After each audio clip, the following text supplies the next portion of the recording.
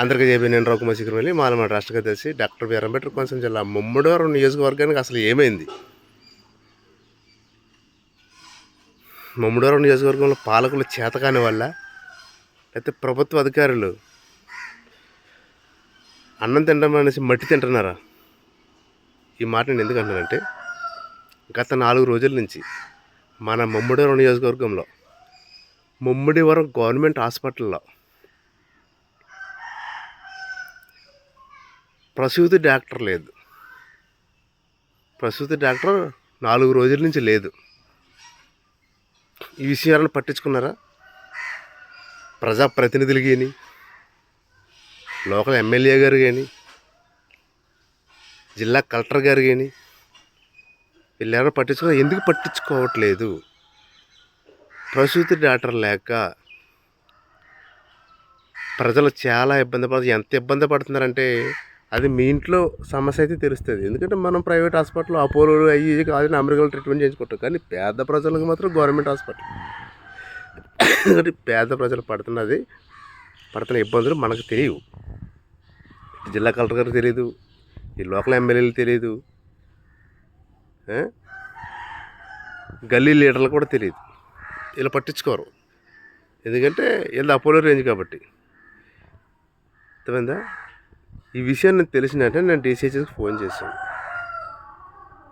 విషయం ఏంటంటే, వారం రోజులు డ్యూటీలో అల్లవారం 3 రోజులు, సండే అలాగే సెలవు కదా, అల్లవారం 3 రోజులు, ముమ్మడివరం 3 రోజులు, అల్లవారం హాస్పిటల్కి 3 రోజులు, ముమ్మడివరం హాస్పిటల్ 3 రోజులు. మరి ఫుల్ డేస్ ఈ ప్రసూతి డాక్టర్ అనే డాక్టర్ని ముమ్మడివరంలో 3 రోజులు మాత్రం అందుబాటులోకి ఎందుకు పెడుతున్నారు? వారం రోజులు ఎందుకు అందుబాటులో పెట్టలేకపోతున్నారు? డాక్టర్ లేరా? మీ చేతకంతనమా? లేకపోతే ఈ డాక్టర్ తోటి మీకు అవసరం లేదు కాబట్టా? ప్రజలకు అవసరం, 24/7 డాక్టర్ ప్రజలకు అవసరం, కానీ మీకు అవసరం లేదు. మీరు అపోలోలో చూపించుకుంటారు, లేకపోతే డైరెక్ట్ అమెరికా వెళ్తారు, సింగపూర్ వెళ్తారు, మీరు బయట చూపించుకుంటారు. కానీ వీళ్ళ పరిస్థితి ఏంటి? మన ముమ్మడివరం నియోజకవర్గంలో 3 రోజులే ప్రసూతి డాక్టర్ ఉండడం ఏంటి? మిగిలిన 4 రోజులు ఎందుకు ఉండట్లేదు? ఈ ప్రభుత్వం చేతకంతనమా? వైసీపీ ప్రభుత్వంలో బాగానే ఉన్నారు కదా డాక్టర్లు. మరి టీడీపీ కూటమి ప్రభుత్వం వచ్చేటప్పుడు ఎందుకు డాక్టర్లు 2-3 హాస్పిటల్ ఎందుకు పంచుకుంటున్నారు? ఇంకా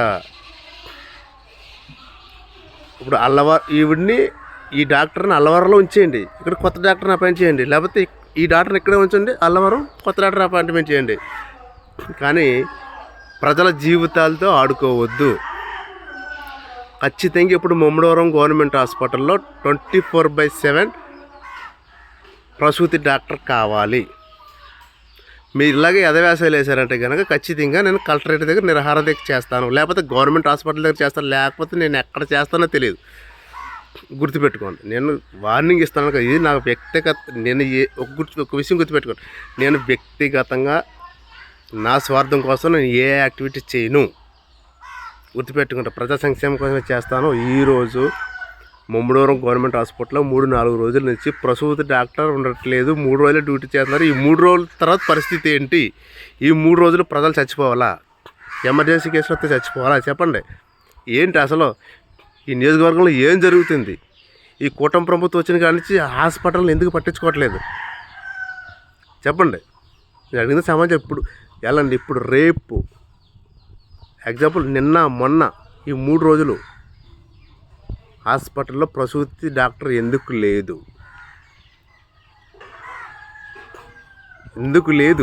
మీరు ఎందుకు పట్టించుకోవట్లేదు? అసలు ఏం జరుగుతుంది? నేను ఏదైనా అంటే మళ్ళీ ఎమ్మెల్యేని తిట్టేశాడు, జిల్లా కలెక్టర్ని తిట్టేశాడు, కార్యకర్తను తిట్టేశారు, మా మనోభావాలు దెబ్బతినేసినాయి, మాకేదో ఇక్కడ అయిపోతుంది. ఇటువంటి మాటల నేను ఎందుకు తిడుతున్నానంటే రీజన్ ఉంటేనే తిడతాను, లేకపోతే నేను తిట్టను. మీకు మామూలుగా చెప్తే వినపడదు కదా, నా స్టైల్లో చెప్తేనే మీకు అర్థమవుతుంది కాబట్టి నా స్టైల్లో చెప్తున్నాను. మనోభావాలు దెబ్బతినేసినాయి. ఎంట్రా మనోభావాలు? మీకు మనోభావాలు ఉన్నాయా?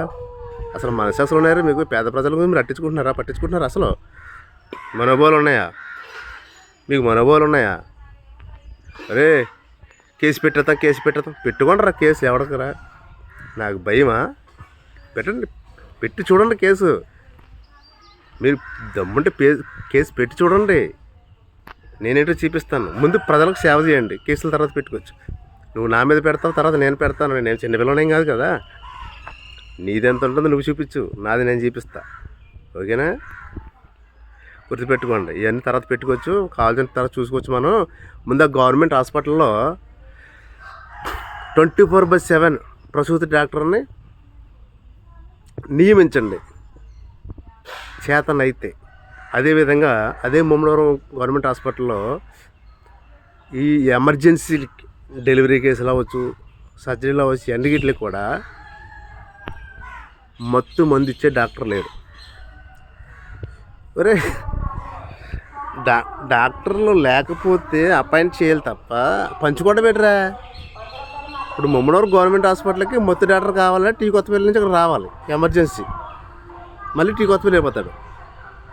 మళ్ళీ ప్రసూతి డాక్టర్ కావాలంటే ఇక్కడి నుంచి టీ కొత్తపల్లి పంపిస్తారు, అల్లవరం పంపిస్తారు.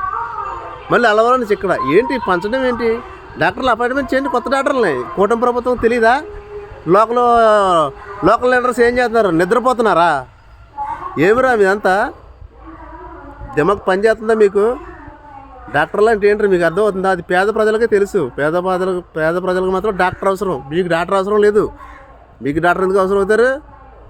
రాజు హెలికాప్టర్ మీద తీసుకెళ్తారు మీ ఫ్యామిలీస్ని హాస్పిటల్కి, అపోలోలకి. పట్టించుకోండి, పేద ప్రజలను పట్టించుకోండి, హాస్పిటల్లో పట్టించుకోండి, ప్రజలను పట్టించుకోండి. మన సంగతి తర్వాత చూసుకోవచ్చు, ఏం కాదు. మన సంగతే తర్వాత చూసుకోవచ్చు. ఓకేనా?